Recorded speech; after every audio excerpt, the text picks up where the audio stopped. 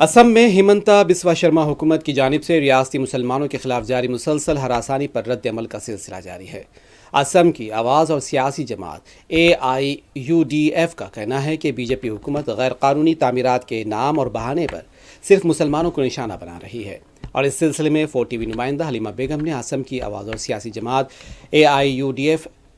महिला मोर्चा की सदर और एडवोकेट हसीना अहमद से बात की है। पता है कि असम के जो मुसलमान हैं, मुसलमानों का ऊपर इन दिनों किस तरह से जुल्म होते जा रहे हैं और इसी बात पर हम कुछ अहम बातें हम चर्चा करने के लिए आए हैं AIUDF के ऑफिस। और मेरे साथ है असम के AIUDF के महिला मोर्चा के प्रेसिडेंट एडवोकेट हसीना अहमद। हसीना जी, पहले आपका स्वागत है। और आपको पता है कि इन दिनों असम के जो मुसलमान हैं किस तरह से किन मुश्किलातों से गुजर रहे हैं, तो क्या कहेंगे कि जिस तरह से उनका घर तोड़ा जा रहा है, जिस तरह से उनका जो बच्चे को पढ़ाई से, इसका तालीम से महरूम किया जा रहा है, क्या कहेंगे? असम का हिमंता बिस्वा सरकार का ये किस तरह का ये एक जो शासन चला रहा है, क्या कहेंगे, किस नज़रिए से देखेंगे? देखिए, फ़िलहाल हम जो देख रहे हैं बीजेपी सरकार जब से आए हैं असम में, यहाँ पे असम के जो मुख्यमंत्री हैं हिमंता बिस्वा शर्मा जी,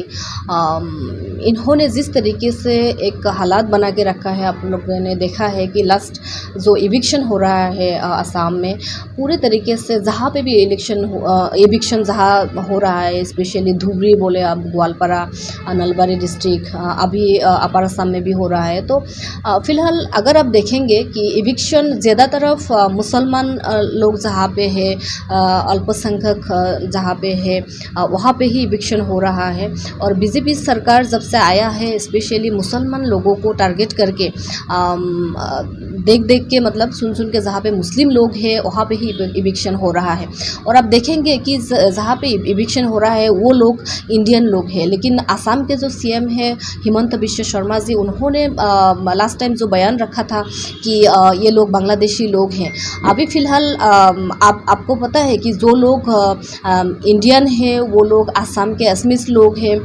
उनका लैंग्वेज मदर टंग बंगाली है, और वो लोग जहाँ पे स्टे कर रहे हैं वहाँ पे लास्ट 60 ईयर्स या 70 ईयर्स से रह रहा है। वहाँ पे स्कूल्स वगैरह है, वहाँ पे करंट का वो सुविधा है, रास्ता वगैरह बनाया है। तो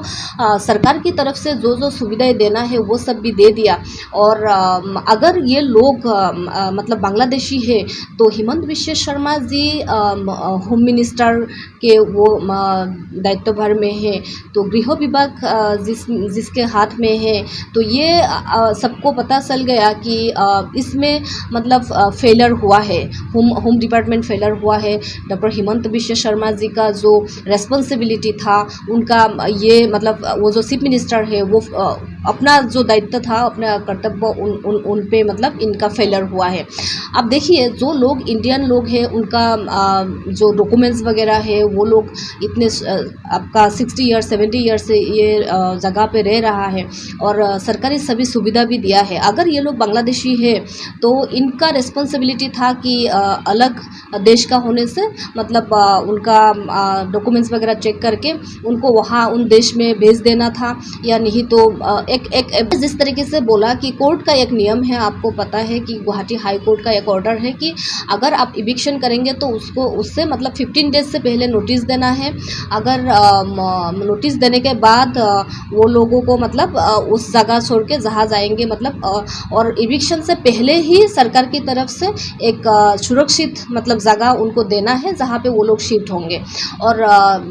इन लोगों का जो एक मौलिक अधिकार है इनका, ये असमीज लैंग्वेज में ही ये लोग पढ़ाई कर रहे हैं और स्कूल वगैरह चला रहे हैं। तो आप देख सकते हैं कि ये अपनाया है कल्चर, ये भाषा अपनाया है, यहाँ पे रह रहा है, यहाँ के पानी, यहाँ के हवा ले रहे, तो अपनाया है सब कुछ। फिर भी हिमंता बिस्वा शर्मा जी का ये एक डर्टी पॉलिटिक्स है कि असम में हिंदू और मुस्लिम का एक डिवाइड एंड रूल पॉलिसी ये कर रहा है, और स्पेशली ये इविक्शन लेके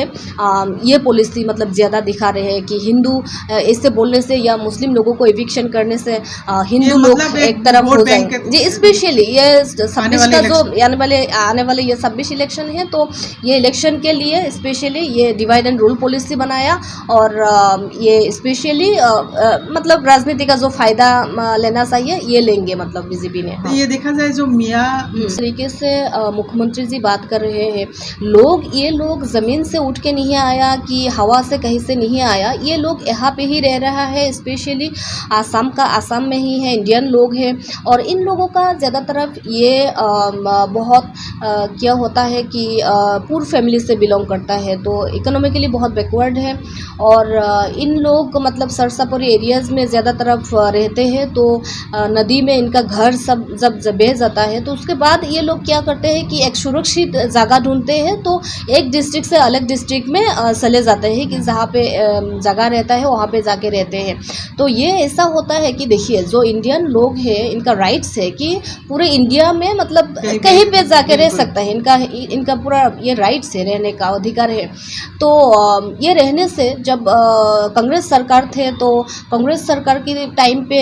इनका जो सरसापुरी एरियाज़ के लोगों को जो लैंड राइट्स देना चाहिए था वो नहीं दिया है। तो अभी इन लोगों का एक ये परेशानी हुआ कि कांग्रेस सरकार ने ये सुविधा नहीं दिया था, तो बीजेपी सरकार ये बहुत टैलेंटेड है, इनका जो पॉलिसी है बहुत आगे रखता है। तो ये लोग का दिमाग में आया कि कांग्रेस ने इन लोगों को इस तरीके से एक फ़ायदा लिया वोट बैंक के तरफ, तो हम एक ही बात है कि इन मुसलमानों को सिर्फ वोट बैंक के इस्तेमाल किया है, चाहे कांग्रेस हो या बीजेपी हो। तो कांग्रेस ने ये फ़ायदा लूटा और अभी फिलहाल बीजेपी को भी यही आया कि हम ये ले सकते हैं, तो ये सुविधा पूरे तरीके से बीजेपी ने लिया और 26 के लिए ये कर रहा है। जिस तरह से अभी इलेक्शन हुआ है, आप लोगों ने फील्ड में गया है, देखा है, तो AIUDF की तरफ से किस तरह से आप लोग देखते हैं और क्या करेंगे आने वाले दिनों में? देखिए फिलहाल हम AIUDF की टीम, हमारे विधायक लोग हम गए थे, महिला मोर्चा की तरफ से भी दुख महसूस हुआ और हमारे पार्टी की तरफ से हमारे नेता हजरत मौलाना बदरुद्दीन आजमल अल कासिमी साहब, उनके ऑर्डर की तरफ से ही हमारे विधायक लोग ऑनरेबल सुप्रीम कोर्ट गया है। जो आपका ग्वालपारा के जो लोग थे उनके लोगों के ये से केस वगैरह कर रहे हैं, PIL फाइल किया है।